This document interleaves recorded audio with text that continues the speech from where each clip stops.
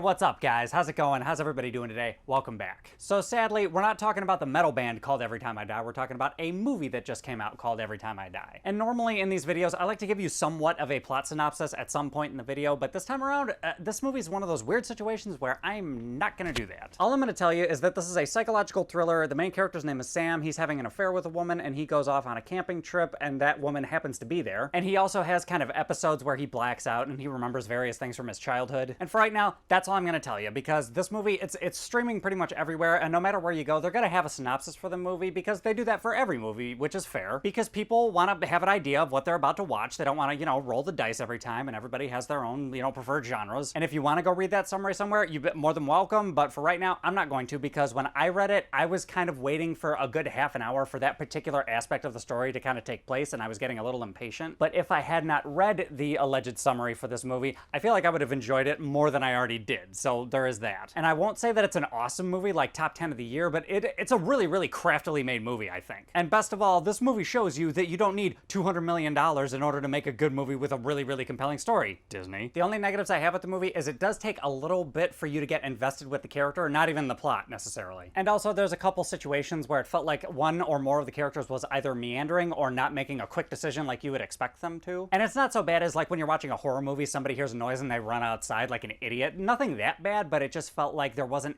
as much of a sense of urgency in some situations. Like if somebody walks somewhere when they could very easily drive, just really small stuff like that. Other than that, I really, really enjoyed this movie. Again, a little slow to start, but once it gets going, it really gets going. And I'd say the acting is pretty f***ing good for the majority of the movie. There's one character who is a little bit inconsistent though, because there's always gotta be one over-actor in the bunch, you know? And I thought the music was really subtly well done, and it just kind of dumbed itself down to sound effects every once in a while, which I thought was a really, really, really good choice. Because since it's a psychological thriller, there are some dream sequences, which allows for the fact that you really, really need some like kind of nuanced sound editing, and I thought this movie did that pretty well. And as far as the camera work and cinematography, I thought they did a pretty good job with that. I mean, it wasn't super, super awesome, but I thought they did some creative stuff with it. And with the main character, there's also a lot of narrative parallels to something that happened in his past to what's happening in this movie, and I thought that was kind of creative. But anyway, guys, I apologize for being so vague this time around, but sometimes the less you know, the better, and this is just one of those movies where if you know as little as possible, it'll probably make your experience better, in my opinion. So I think overall for a score, I think at the present moment, I'm gonna give it an 8.8 out of 10. Really interesting movie. If you're into psychological thrillers or just kind of mind-bending movies, I definitely think this is a movie you should watch. And I feel like there's some rewatchability because I already kind of want to watch it again. But anyway, guys, those are my thoughts. What are your thoughts? Have you guys seen this movie? Have you heard of it? Please let me know your thoughts if you have, because I'm really curious to hear what other people have to say. Besides that, if you like this review, give me a like, subscribe, share, hit the bell, do all that other YouTube-y type of shit,